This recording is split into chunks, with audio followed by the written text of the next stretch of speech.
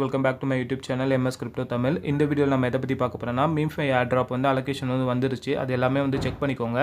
நீங்கள் வந்து ஓப்பன் பண்ணிட்டீங்கன்னா ஏர்ட்ராப் வந்து கிளிக் பண்ணிங்கன்னா உங்களுக்கு வந்து எவ்வளோ காயின்ஸ் அலோகேட் ஆயிருக்கு வந்து சொல்லியிருப்பாங்க. எனக்கு வந்து 2000 சம்திங் காயின்ஸ் வந்து அலோகேட் ஆயிருக்கு.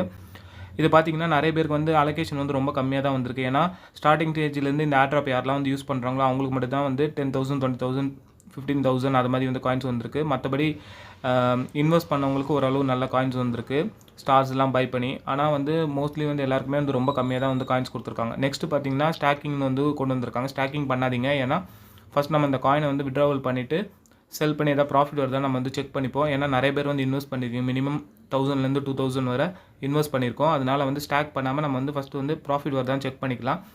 நெக்ஸ்ட் வந்து காயின் வந்து வேல்யூ கம்மியாகிடுச்சுன்னா நம்ம வந்து இதை வந்து பை பண்ணி ஸ்டாக் பண்ணிக்கலாம்.